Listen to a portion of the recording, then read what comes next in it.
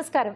MTR masala అభిరుచి powered by Safal edible oils and medium air flame base gas cook top కి స్వాగతం సుస్వాగతం. ముందుగా ప్రేక్షకులందరికీ శ్రీ దుర్ముఖి నామ సంవత్సర ఉగాది శుభాకాంక్షలు.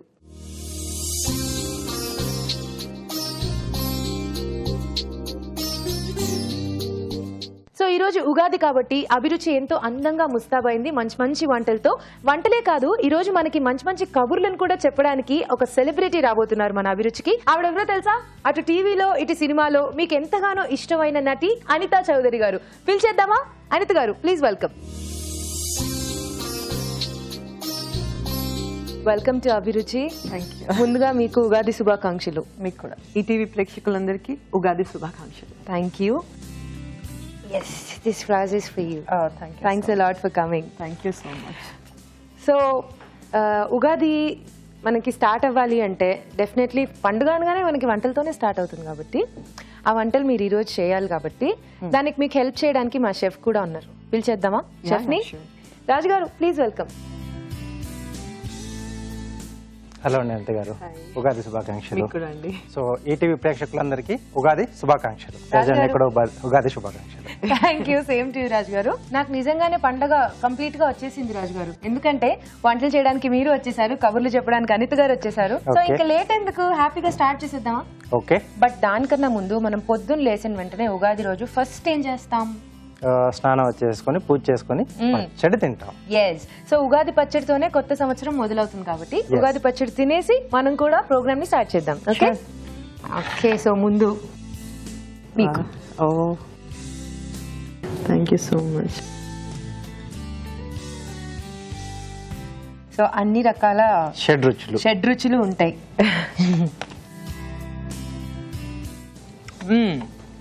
Okay, very nice. రాజు గారు, ఉగాది పచ్చడి కూడా చాలా బాగుంది. Thank you. Very nice. మరి ఒకసారి చెప్పండి ఎలా చేశారు? సో దీంట్లో అన్నీ అంటే మనకి ఇప్పుడు కొత్త సంవత్సరం అన్ని కొత్తగా అంటే ఇప్పుడు పంట చేతికి వస్తుంది కదా. సో మా కొత్తగా మామిడికాయలు వచ్చేస్తే మనకి ఈ సీజన్ లో వేపు వచ్చేస్తుంది. ఓకే. సో కొత్త బెల్లం, కొత్త చింతపండు, అలాగే కొత్తగా వచ్చిన కారం కొత్తగా కొట్టించుకుంటారు. సో ఉప్పు కూడా. సో ఇవన్నిటిని మనం సమపాల్లో మంచిగా కలిపేసుకుని సో ఉగాది పచ్చడి తినేస్తే సో ఈ సంవత్సరం మొత్తం కూడా మనకు అన్ని రుచులు అంటే సంతోషము, బాధ ఇలాంటి అన్ని కలిసి ఉంటాయి అనడానికి నిదర్శనం అన్నమాట. ఓకే. సో అనిత గారు, ఉగాది పచ్చడి ఎలా ఉంది మీకు? ఎప్పటిలాగే బ్రహ్మాండంగా ఉంది. ఓకే. సో మీరు చక్కటి తెలుగుంటి అమ్మాయి, సో మీరు మంచి తెలుగు నటి కాబట్టి, తెలుగుంటి అమ్మాయి కాబట్టి మీకు డెఫినెట్లీ తెలుగు వంటలు కూడా బాగా వచ్చి ఉంటాయి. తెలుగు వంటలు వచ్చు. ఓకే. సో ప్రాపర్ గా తెలుగు అని కాకుండా వంటలు బాగా వచ్చు మీకు. పర్లేదు, తినేవాళ్ళు ఉంటే చేసేస్తాను. మేమున్నాం, మేము తింటాం. సో మరి ఈ రోజు మీరు వంటలు చేయాలి. ఐ మీన్ మొత్తం మీకే శ్రమ లేకుండా రాజు గారు కూడా చేస్తారు. ఇద్దరు చేయాలి. అదే ధైర్యం నాకు. రాజు గారు ఉంటారు మీతో, no problem. So he'll help you. మరి ఫస్ట్ మనం వంటలు స్టార్ట్ చేద్దాం. ముందుగా మీతోనే స్టార్ట్ చేద్దాం. ఓకే. సో మీరు ఒక వంట చేయండి, ఆ తర్వాత రాజు గారి చేత చేయిద్దాం. మరి ఏ వంటలు మీరు బాగా చేస్తారు అని మీకు కాన్ఫిడెన్స్ ఉంటే అదే వంట చేద్దాం. బాగా అన్ని చేస్తాను, బట్ ఈరోజు పండగ సందర్భంగా నేను అనుకున్నాను ఎలాగా మనకి కొత్త మామిడికాయ ఎలాగుందో కొత్త ఎవ్రీథింగ్ ఇస్ ఫ్రెష్. అవును. సో చింత చెట్టుకు కూడా చిగురు అదంతా ఇప్పుడే పూత వస్తుంది. చింత చిగురు పప్పు చాలా టేస్టీగా ఉంటుందని. సో విల్ మేక్ మనం చింత చిగురు పప్పు చేద్దామా? Very nice. అవును, చింత చిగురు అంటే కొంచెం పుల్లగా అలా, అది కూడా ఫ్రెష్ గా ఉంటుంది కదా. ఓకే. సో మరి పిండి వంటల్లో చింత చిగురు పప్పు.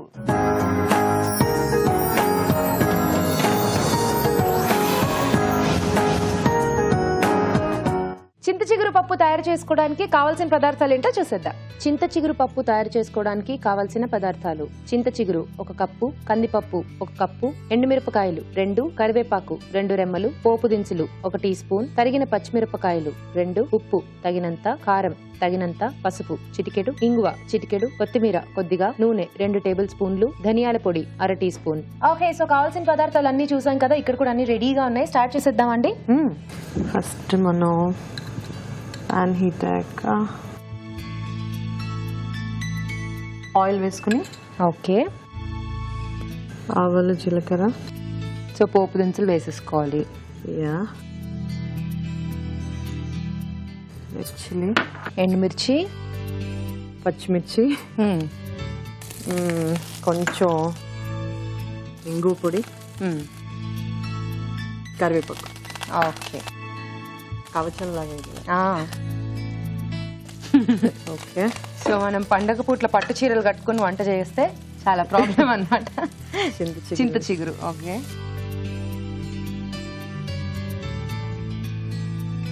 సో కొంచెం వేయించుకోవాలి.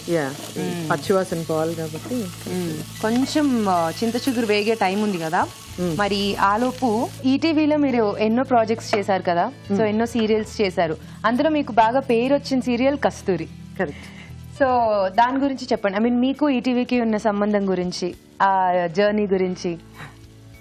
ఈటీవీకి నాకు ఉన్నది అది జన్మజన్మల బంధం టైప్ అనమాట. డే వన్ ఈటీవీ స్టార్ట్ చేసినప్పటి నుంచి నేను అలా పాతుకుపోయి ఉన్నాను. ఓకే. ఫస్ట్ యాంకర్ గా స్టార్ట్ చేశాను. అలాగా సీరియల్స్ ఎప్పుడు సీరియస్ గా నేను యాక్టింగ్ ఎప్పుడు తీసుకోలేదు. బట్ అప్పుడప్పుడు అలా చేశాక కస్తూరి, మంజులా నేరి గారి సీరియల్ కస్తూరి ఆఫర్ వచ్చినప్పుడు బిజీగా ఉన్నాను యాజ్ అన్ యాంకర్ అన్ని ఛానల్స్ లో, అప్పుడున్న ఛానల్స్ లో. Then it came over. అది ఫస్ట్ ఈటీవీలో ఫస్ట్ డైలీ సీరియల్. అప్పుడు దాకా డైలీ సీరియల్స్ కాన్సెప్ట్ లేదు సాటిలైట్ ఛానల్లో. ఓకే. సో అది ఫస్ట్ అన్నమాట. ఓకే. పప్పు వేసుకున్నాం. పప్పు వేసేసుకున్నాం. కందిపప్పు ఉడికించి పెట్టుకోవాలి, బాయిల్ చేసుకుని పెట్టుకుని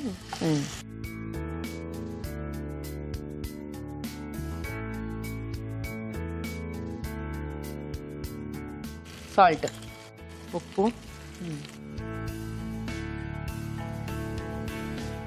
పసుపు, స్పైస్. మీరు బాగా కారం తింటారు? తింటాను. మీరు? కొంచెం తక్కువ తింటారు. ఓకే. మీకు ఎలా కావాలో అలా చేసుకోండి. కొంచెం ధనియా పొడి, అంటే మీరే తినాలి కాబట్టి మీకు నచ్చినట్టు నేను చేస్తాను. ఓకే. సో కొంచెం ధనియాల పొడి వేసేసుకున్నాను కదా ఒకసారి. ఓకే. మంచి వాసన వస్తాను కదా.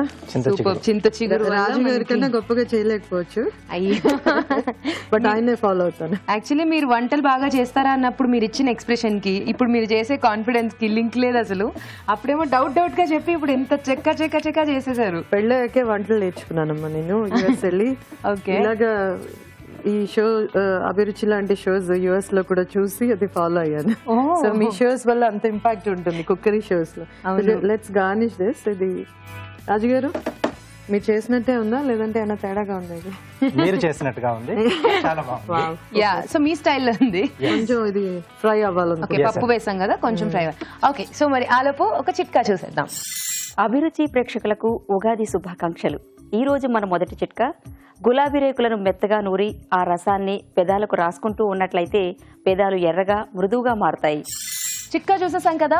ఆహా, గుమగుమలాడిపోతుంది పప్పు. సో రెడీ అయిపోయిందని తెలిసిపోతుంది. ఇది కొంచెం మనం కొత్తిమీర వేసి గార్నిష్ చేసేస్తే బాగు. కొంచెం పుల్లగా, కారం, పచ్చిమిరకాయలు, ఎండుమిరకాయలు వేసారు కాబట్టి కొంచెం ఆ కారంగా అది వెరీ నైస్.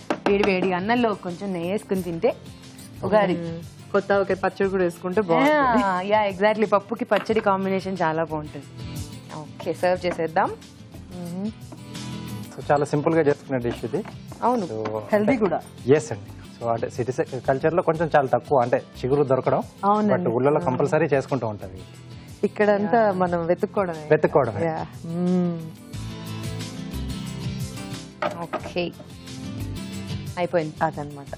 సో వేడిగా మన అనిత గారు చేసిన చింత చిగురు పప్పు రెడీ అయిపోయింది. టేస్ట్ చూడబోయే ముందు దీని తయారీ విధానం మరోసారి చూసేద్దాం. చింత చిగురు పప్పు తయారు చేసుకునే విధానం. ముందుగా కందిపప్పు ఉడికించి ఉంచాలి. ఒక పాన్ లో నూనె వేసి పోపు దినుసులు, ఎండుమిరపకాయలు, తరిగిన పచ్చిమిరపకాయలు, కరివేపాకు, ఇంగువ వేసి వేయించాలి. దీనిలో చింత చిగురు వేసి వేయించాలి. ఆ తర్వాత ఉడికించిన కందిపప్పు, ఉప్పు, పసుపు, కారం వేసి ఉడకనివ్వాలి. చివరిగా ధనియాల పొడి వేసి బాగా కలుపుకోవాలి. ఆపై కొత్తిమీరతో గార్నిష్ చేసి సర్వ్ చేసుకుంటే చింత చిగురు పప్పు రెడీ.